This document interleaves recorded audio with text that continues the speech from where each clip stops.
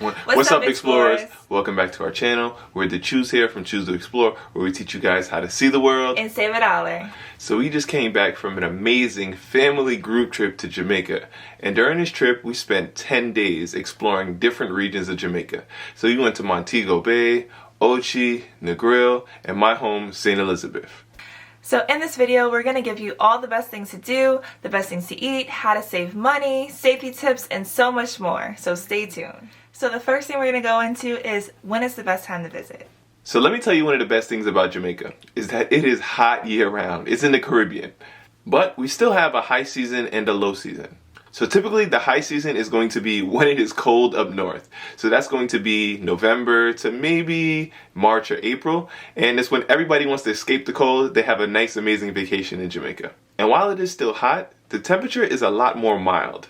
So I find it the best time because it's easier to manage. But a lot of people also think this is the best time. So you have a lot more tourists during this time. Also, prices tend to be a little bit more high during these times, especially airfare.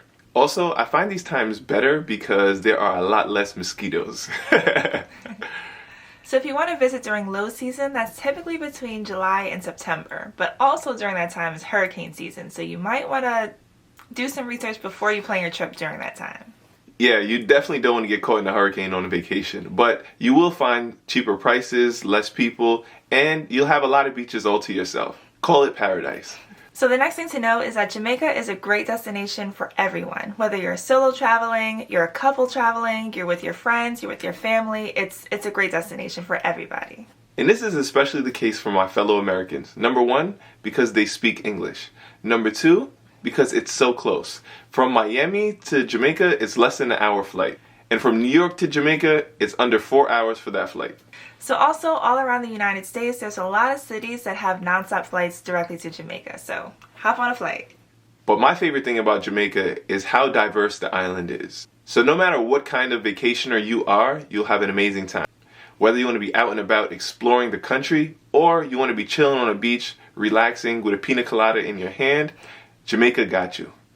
Alright, so next up we're going to get into where you're going to land once you get to Jamaica. So Jamaica is amazing because they have 2 international airports, Montego Bay as well as the Kingston Airport. For all my vacationers and my tourists, you're probably going to want to be on the north coast and see the beaches in Montego Bay, which is the Sangster Airport. Now, I personally love this airport because they have a Priority Pass lounge on arrival. So if you guys do have a Priority Pass or a credit card that has lounge access, if you guys don't have one, you can see one linked in the description that I personally use. But you get free food and drinks on arrival in the airport. And it's just a great welcome to the country of Jamaica. Now, Kingston is going to be more city life, more local life. Definitely a good time, but a different experience than being in Montego Bay. Alright, so now we're going to get into the entry requirements. So this is an international destination, so you will need your passport as an American. Make sure it's not expired. Also, you're going to need to have a proof of return, so make sure you have a flight back. And lastly, you're going to need to fill out a form on enterjamaica.com.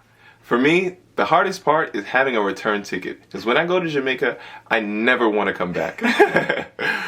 So our next point is about the Knoxford Express.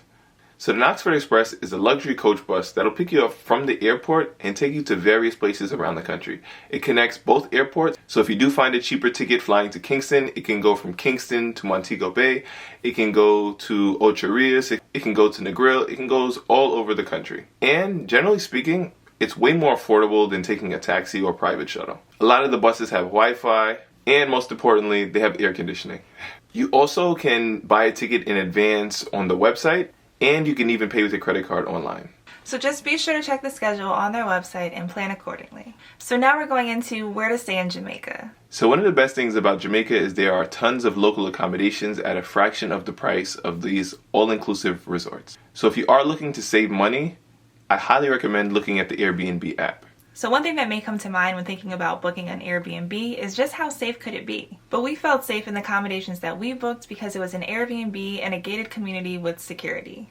And just going into the security, all our accommodations made sure to check everybody's ID in the car to make sure that we were all people who were staying at the Airbnb during the stay. So you don't have to be worried about outside visitors coming in. In particular, we stayed in a really nice place in Lucia.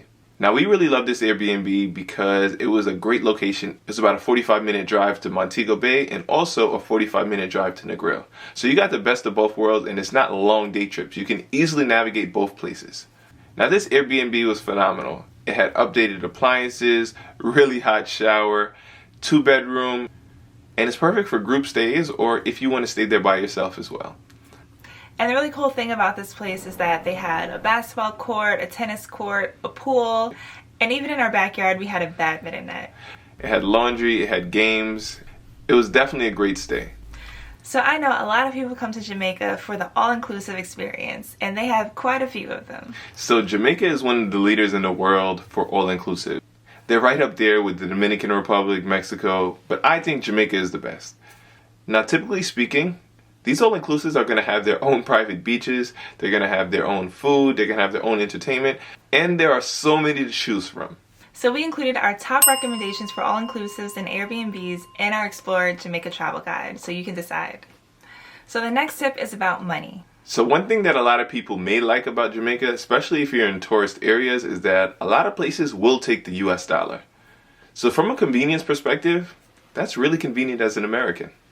The one problem that I find with that is you don't always get the best rate if you are paying with the US dollar.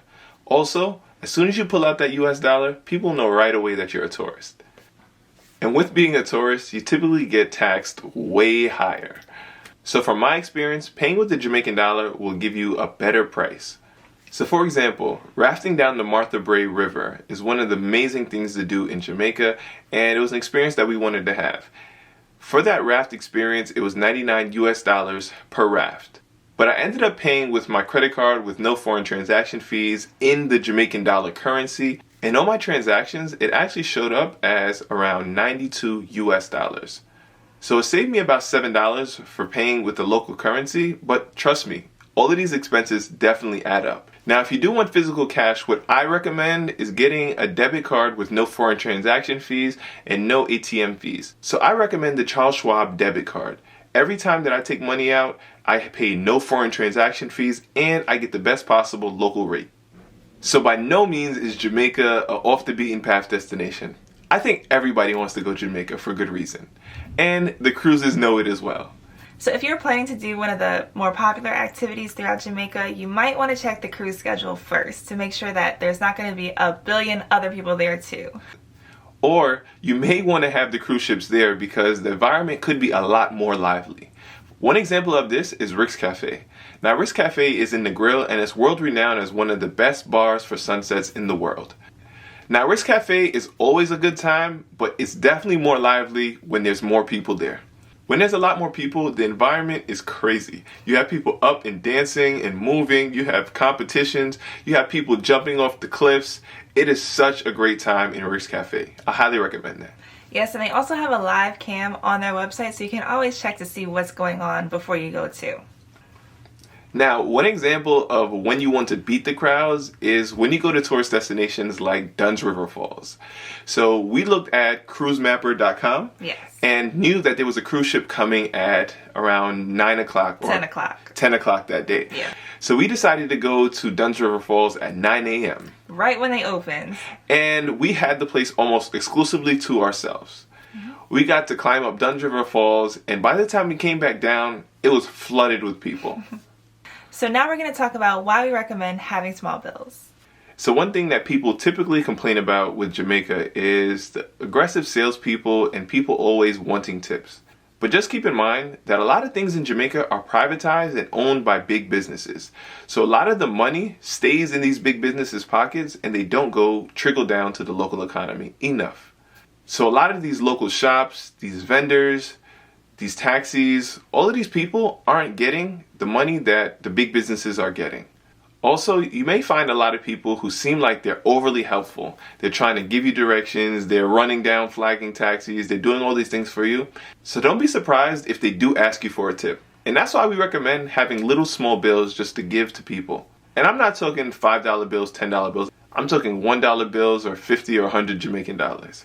Also know that Jamaicans negotiate and barter. It is not offensive to talk down a price, especially because as a tourist, they see you and they're going to want to charge you an absorbent amount of money for certain things. But it's understood that you're probably going to try to talk them down and find some common ground in between. So don't be afraid to negotiate. So our next point is staying connected in Jamaica. So our phone provider is T-Mobile, so we have worldwide international data. But there are some places where you may not have the best service or reliable data there as well. So for times like this, it may be best to connect with the eSIM. Our personal recommendation is with AirAlo. So I've used this in many different countries. It's a lot cheaper than paying $10 a day for AT&T or Verizon.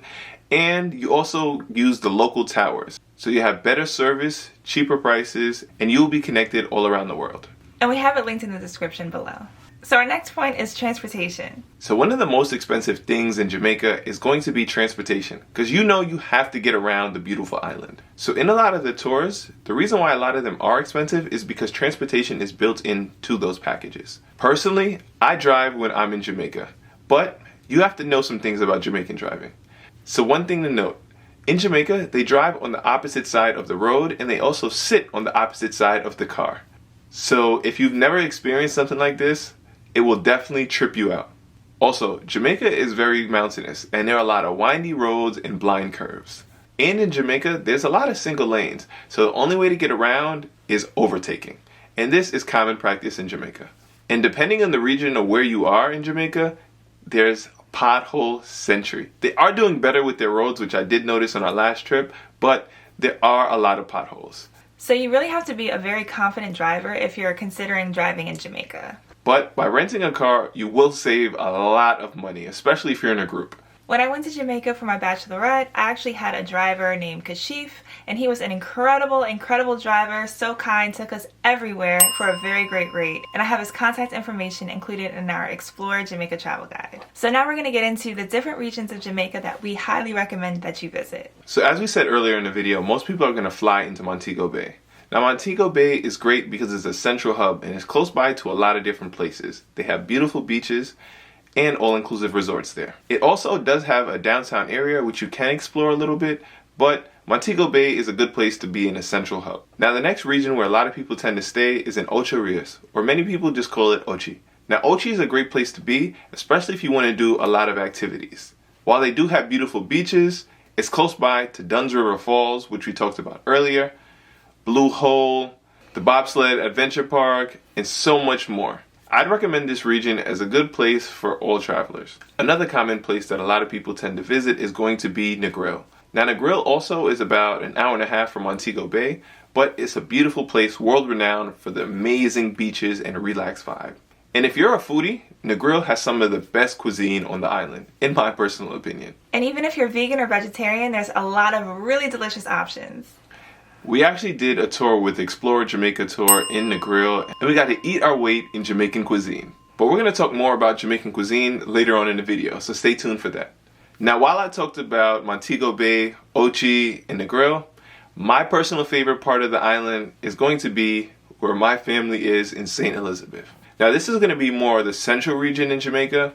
This region has so much to offer. Here you'll find the beautiful Highland Bamboo, which is basically a bamboo tunnel that is beautiful for pictures, and I especially recommend getting some pepper shrimp over here. Also, St. Elizabeth has some beautiful rivers and waterfalls. My personal favorite here is going to be YS Falls. Now this waterfall is going to be more low-key than Duns River Falls and a different experience. You still are walking through, but it's more pools, but they do have a swinging rope that you can go off of, and it's a great family environment as well. Also, if you drive all the way down to the south coast in St. Elizabeth, close to Black River, you can get to Floyd's Pelican Bar, which is a really cool floating bar in the middle of the ocean. So I highly recommend you check that out, especially for a sunset. So if you want to learn about Jamaican culture, history, and the strong people that we are, go to Ankampang. Here we learned so much about the Maroons, we walked through the village, and just had an amazing experience. I highly recommend doing that as well. Alright, so now let's get into the beaches in Jamaica. Now Jamaica is world renowned for its beautiful colors of blue and amazing beaches. But as we said earlier, a lot of the resorts privatize these beaches, and you may not have access if you're not staying in that resort. However, there are some public beaches. Some you do have to pay for, some are free, and we have all of our favorite beaches listed in our Explore Jamaica travel guide, so definitely check that out. Our next point is going to be my favorite because I believe Jamaica has the best food in the world. No comparison. Now, I may be a little bit biased because I am Jamaican, but I love Jamaican food. I love it too. So one of my favorite parts of the cuisine is going to be the fruit. Now, being in the Caribbean, Jamaica has access to so many varieties of unique fruits. So you're going to see some fruits that you're familiar with, such as watermelon, bananas, and things like that. But they also have some that I want you guys to try. So my favorite fruit is going to be soursop. You also have sweet sop. You're going to have Otaheite apple. Also try the guinea. Try the papaya, the star apple, guava. And of course, you can't go to Jamaica and not have a mango. Get the mangoes, guys. Try them all. There are so many varieties in Jamaica. And I named all the fruit, but I forgot the national dish of Jamaica, which is actually ackee and saltfish. Now, ackee is a fruit that grows on trees, and I have a ton of them in our yard in Jamaica. But don't eat it right off the tree. In order to eat ackee, it has to be fully open off the tree, and it has to be cooked. But I love ackee and saltfish, especially with a fried dumpling. Now we'll talk about some of my favorite foods that I need you guys to try. So obviously you guys need to try the jerk chicken, jerk pork, anything with some jerk in it. But just know that a lot of these dishes come with a lot of spice. Jamaicans may be a little heavy-handed with their pepper. You have to get the oxtail and be sure to get the gravy on top of those rice and peas. If you don't like spice, one thing that I recommend is getting anything with brown stew. So you can get brown stew fish, shrimp, chicken, and it'll be more of a sweeter flavor. One of my favorite things in Jamaica is also curry goat. Get the goat with the right rice. Phenomenal. But really, get curry anything. I really enjoyed the curry shrimp. And Liv is talking all of this, but her favorite side is plantain. Make sure to get the fried plantain on everything. Yes, so sweet, so good. But my real favorite are the patties. And you can go to either tasty patties or juicy patties. There's a little bit of a competition out there between the two, but honestly, I love them both. I get the shrimp patties, I get the veggie patties, but of course, there's beef patties, chicken patties, a lot of options there. Well, what you guys better get familiar with is the Jamaican phrase, mina abda. Because you go to a lot of these places and they don't have anything. I don't even know why they have menus, because you go to a lot of places and they don't have anything. You'll see signs that say curry goat special today. And you go in there, you sit down, and you ask for the curry goat, and they say, mina abda. Which I don't even understand, but that's Jamaica for you. Another thing that Jamaica is world renowned for is their ice cream. And when you guys see a Devon House ice cream shop, be sure to stop there. You'll find them all over the country. Also, you should try some of our local beverages. So if you guys want a local beer, get a Red Stripe. Also, they have amazing rum. If you want to get put on your back, get a sip of Ray and Nephews. Also, you can get some local rum from Appleton Estates, which also comes from my home, which is St. Elizabeth as well. Yes, I had a really nice tour there during my bachelorette trip, and I highly recommend you pay that place a visit. So our next point is one of the most important points, and is it really safe to travel to Jamaica? Lately, especially in the United States, there's been a lot of information circulating whether it's safe to travel in Jamaica or not. So if you take a look at the U.S. advisories, there are some alarming statements that you should pay attention to as well. Now, we were just here and we went all around the country, and from our experience, we did not have any issues throughout our entire time in the country. And also on the U.S. advisory website, they do have some tips if you do decide to travel to Jamaica, which you can see on the screen. I think these are really good tips whether you're traveling domestically, internationally, anywhere in the world. Really good information to keep in mind. One thing that I always have when I travel is going to be travel insurance. Now, I love Safety Wing because I love having coverage when I travel, especially having travel insurance as well as medical insurance just in case something does happen. It covers things like delays, if you do have to go to a hospital, if they lose your bags, and so much more. And you guys know our motto is see the world, save a dollar. One thing that I love about Safety Wing is it is affordable. Depending on how long your trip is, it's under about $2 for the day if you're under the age of 40. And then the price varies a bit if you're over 40. But it still is affordable. And if you guys are interested in Safety Wing, you can see all that information linked in our description below. And there you guys have it. These are our tips for navigating Jamaica. We hope you guys have an amazing time, and I hope that you found this video helpful as well. So thank you guys so much for checking out our channel. Please be sure to like, comment, and subscribe. And we truly appreciate each and every one of you guys, especially if you made it all the way to the end. You could be anywhere in the world, but you're here sitting down watching the truths. So we'll see you guys on the next one.